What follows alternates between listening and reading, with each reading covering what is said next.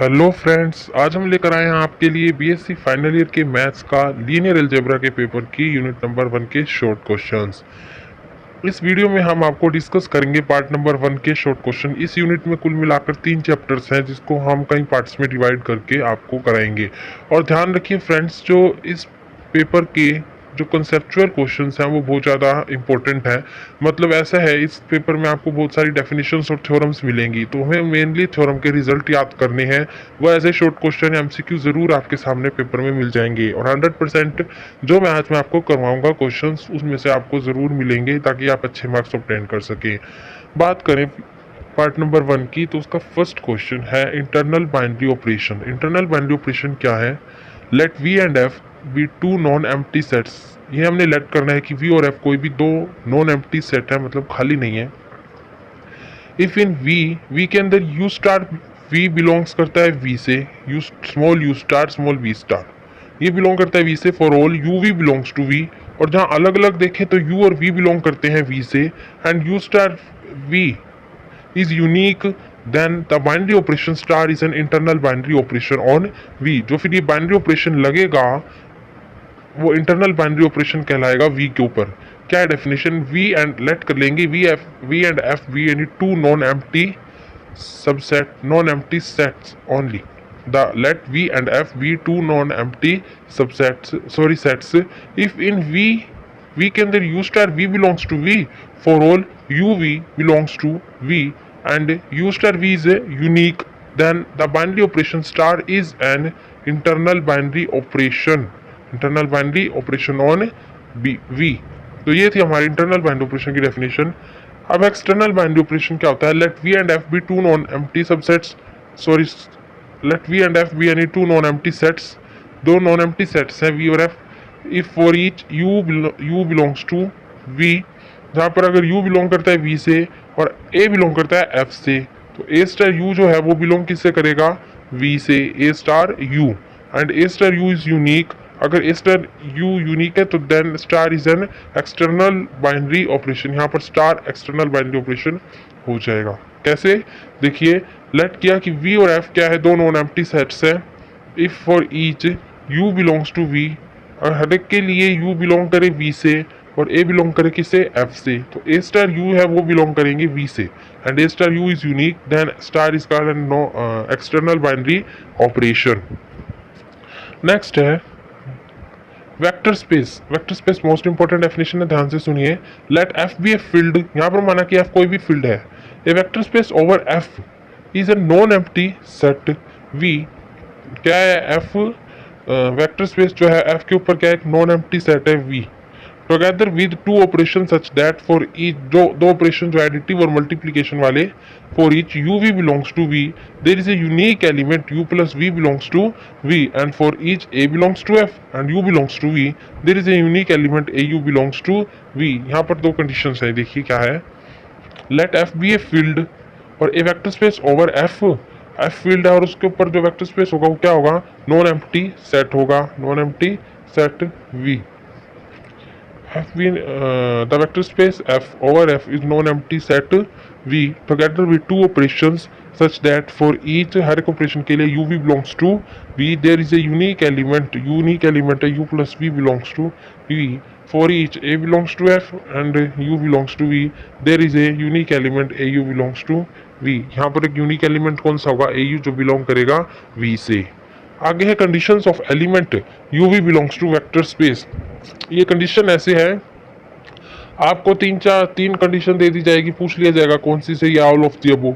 उसमें से जो सही लगे आपको कंडीशन जो वेक्टर स्पेस के लिए सही बैठती है उस पर आपको टिक करना है, या तो तीनों की तीनों कंडीशन सही होंगी। तो इसे ध्यान से सुनिएगा। कुल मिलाकर देखें तो दो पार्ट्स में इनको डिवाइड किया गया है। पहले पार्ट की पहली कंडीशन है condition of element U V belongs to vector space. First condition देखिए, U प्लस ब्रैकेट में है V plus W equal to में U प्लस V ब्रैकेट में प्लस में W। तो ये आपको किस तरह की लग रही है प्रॉपर्टी?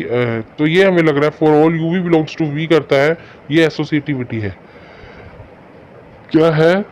एसोसिएटिविटी। कैसे? U प्लस मल्टीप्लाई ब्रैकेट में क्या है? V प्लस W, और फिर अब इक्वल टू में किसके है? U प्लस V ब्रैकेट में पहले और फिर प्लस W। नेक्स्ट है U plus V equal to में V plus U for all U V belongs to V, ये कौन सी प्रॉपर्टी है? Commutative property. क्या है? कॉम्यूटेटिव। और अगर there existent element there existent element zero belongs to V such that U plus zero equal to में U equal to में zero plus U for all existence of identity element. यहाँ पर zero क्या एक identity element है कि अगर हम वो ऐड कर दे किसी में भी ये आइडेंटिटी एलिमेंट तो आंसर हमें वही मिलता है। जैसे u प्लस जीरो किया तो आंसर आया u, और जीरो प्लस यू किया तो आंसर आया u। ठीक है, नेक्स्ट है हमारी for each u belongs to v there exist unique element. एक यूनिक एलिमेंट एग्जिस्ट करेगा हर एक u के लिए। क्या है वो? माइनस u जो बिलोंग करेगा v से, such that u plus minus U equal to में जीरो हो जाएगा, और इक्वल टू में माइनस यू प्लस में यू भी क्या होगा? जीरो। इसको कहते हैं एग्जिस्टेंस ऑफ एडिटिव इनवर्स। मतलब एडिशन हो गया लेकिन आंसर क्या मिला हमको? सेम। जैसे यू प्लस में माइनस यू जोड़ा तो जीरो मिला, माइनस यू में प्लस यू जोड़ा तो भी जीरो मिला। ठीक है, आगे है नेक्स्ट पार्ट की प्रॉपर्टीज। फॉर एनी यू भी बिलोंग करते हैं वी से, ए भी बिलोंग करता है फील्ड एफ से, the following conditions are satisfied. देखिए क्या क्या है। पहली कंडीशन है A multiply U plus V equal to में किसकी हो जाएगा? ए यू प्लस में ए वी। सिंपल है, इसे मल्टीप्लाई करेंगे, अगर ब्रैकेट्स में जो है अंदर मल्टीप्लीकेट हो जाएगा। फॉर ऑल ए किसे बिलोंग करता है? एफ से, और यू वी किसे बिलोंग करते हैं? वी से। इसे क्या कहते हैं? Scalar multiplication is distributed over addition in V. Important है, काफी ध्यान से देख लीजिए, भले लिख लीजिए कॉपी पे। क्या है? Scalar multiplication is distributive over addition in v. मतलब है कि ए से मल्टीप्लाई था यू प्लस वी, और आंसर हमें क्या मिला? ए यू प्लस में ए वी। तो यहाँ पर क्या थी? ये जो स्केलर मल्टीप्लिकेशन थी वो डिस्ट्रीब्यूट होगी किसमें? ओवर एडिशन इन वी के अंदर, वेक्टर स्पेस के अंदर। आगे है A plus B multiply you equal to में किसके आ जाएगा? ये भी किसके इक्वल होगा? ए यू प्लस में बी यू के। बस फर्क कितना है? ऊपर क्या था? ए बाहर था और u प्लस वी था। अब यहाँ पर a प्लस बी की बात हो रही है और मल्टीप्लाई में u है या v भी हो सकता था। तो आंसर क्या आएगा? ए यू प्लस में B u. For all a b belongs to f and u belongs to v, in the scalar multiplication is distributed over addition in f। ये f के ऊपर हो गई और ये किस में थी? v के ऊपर, ऊपर वाले में, और यहाँ किस में है? ओवर एडिशन इन f पे। आगे है a b into u equal to में a मल्टीप्लाई में वी यू। मतलब ये भी प्रॉपर्टी है, याद रखिए। ए बी मल्टीप्लाई यू है तो ये किसके इक्वल टू में आएगा? ए को बाहर रहने दे और बी यू की अलग इकट्ठे मल्टीप्लाई करा दे तो कोई दिक्कत नहीं है। ये इसका आंसर आएगा। फॉर ऑल ए बी जो है वो बिलोंग करता है एफ से और यू बिलोंग करता है वी से। आगे fourth property one multiply you equal to में यू। तो सिंपल है, किसी की भी मल्टीप्लाई वन के साथ करेंगे तो हमें आंसर यू में मिलेगा, मतलब उसी में ही मिलेगा। For all u belongs to v. ठीक है, where one is an multiplicative identity of F. यहाँ पर जो है जो वन है वो क्या है? मल्टीप्लिकेटिव आइडेंटिटी है एफ की, मतलब फील्ड की। ठीक है, आगे है द एलिमेंट्स ऑफ एफ। जो एफ के एलिमेंट्स हैं उनको क्या कहते हैं? Scalars. And the element of V are called vectors. Element of F are called scalars and element of V are called vectors. Next है the word vector is being used to describe any element of the vector space. जो word vector किससे use किया जाता है? Is being used to describe करने के लिए any element of vector space. कोई भी एलिमेंट है जो वेक्टर स्पेस का, उसको डिस्क्राइब करने में the word vector is being used to describe any element of the vector space. Next है the vector space V over a field F is denoted by VF। अगर कोई vector space है V किसी भी field F के ऊपर, ठीक है, तो उसे हम किससे डिनोट करेंगे? उस वेक्टर स्पेस को VF से, अगर फील्ड पर है तो। और an order n tuple of real number is called real n vector. अगर हमें एन टप्पल का ऑर्डर मिल जाए, an order of n tuple of real numbers का, उसे हम कहेंगे रियल एन वेक्टर्स। इसका एक एग्जांपल ले लीजिए, जैसे कि द ऑर्डर पेयर है 2 और -3, तो किससे बिलोंग करता है? R square. ठीक है, इसका ऑर्डर पेयर क्या है? R square. It is a 2 tuple of dimension 2। क्या है इसमें? 2 टप्पल्स है 2 और -3 ऑफ डायमेंशन 2। डायमेंशन क्या हो जाएगी? 2 हो जाएगी। आगे है ए प्लेन वेक्टर है। प्लेन वेक्टर की डेफिनेशन है a plane vector is an ordered pair a1 a2 of real number. Plane vector क्या है? ऑर्डर पेयर है a1 a2 का जो कि रियल नंबर है।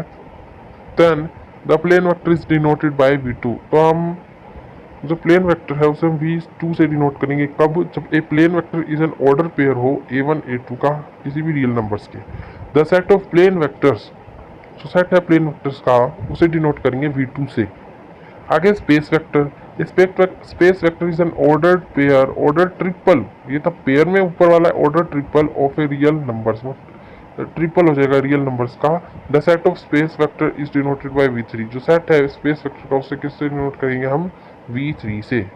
आगे है if c is real number, अगर c कोई भी रियल नंबर है then the scalar multiple cx equal to में ca1 ca2 can तक, this multiplication is called scalar multiplication. कब, if c is a real number हो then the scalar multiple cx equal to में ca1 ca2 से लेकर cn तक, this multiplication is called scalar multiplication.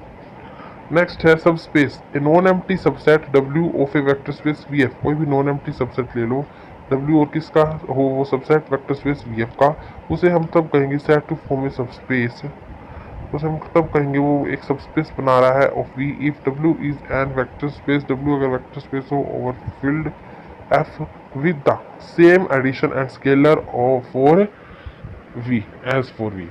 मतलब क्या, non empty subset है W of a vector space VF, उसको हम तब कहेंगे क्या, इस set to form a vector subspace, if कब कहेंगे सब स्पेस किसका, V का, if W is also a vector space, अगर W भी वेक्टर स्पेस हो over F with the same addition and scalar multiplication as for V।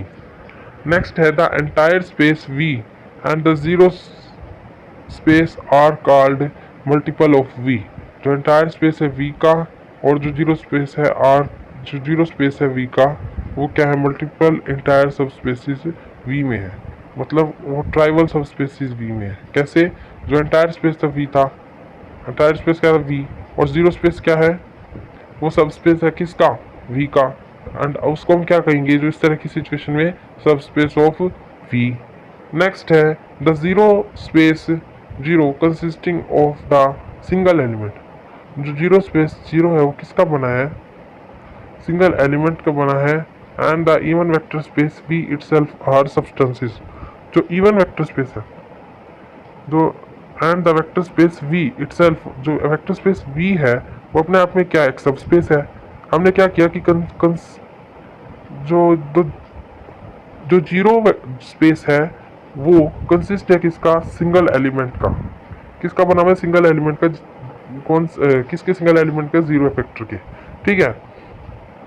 And the vector space V itself are subspace, जो vector space V है वो भी क्या subspace है खुद का, ठीक है, ऑफ एवरी वेक्टर स्पेस, हर एक वेक्टर स्पेस का, of every vector space VF। And are called improper subspaces, all other subspaces if any, अगर इसके अलावा और कोई सबस्पेस हो तो उसे हम प्रॉपर सबस्पेस कहेंगे। तब इम्प्रॉपर कब कहते हैं, जब the zero space consisting of the single element, zero space एक ही एलिमेंट का बनाओ और जो वेक्टर स्पेस V है वो खुद में क्या हो, एक सबस्पेस हो हर एक वेक्टर स्पेस का, हर एक वेक्टर स्पेस VF का, उसे हम इम्प्रॉपर सबस्पेस कहेंगे। और जो ऑल अदर सबस्पेसिस होते हैं if any are called proper subspace, उन्हें हम प्रॉपर सबस्पेसिस कहते हैं। तो ये थे क्वेश्चंस हमारे यूनिट नंबर 1 के पार्ट नंबर 1 के इंपॉर्टेंट क्वेश्चन जो कि लीनियर अलजेब्रा से रिलेट करते हैं। स्टूडेंट्स, अगर आपको ये वीडियो पसंद आई हो तो लाइक कर दीजिए और आगे कैसे ही क्वेश्चन देखने के लिए भी हमारे चैनल को सब्सक्राइब करें। अगर आपको कोई क्वेरी है या कुछ नहीं समझ आ रहा है आप कमेंट बॉक्स में लिखकर पूछ लीजिएगा। Thank you. एक बार फिर मिलते हैं नई वीडियो के साथ।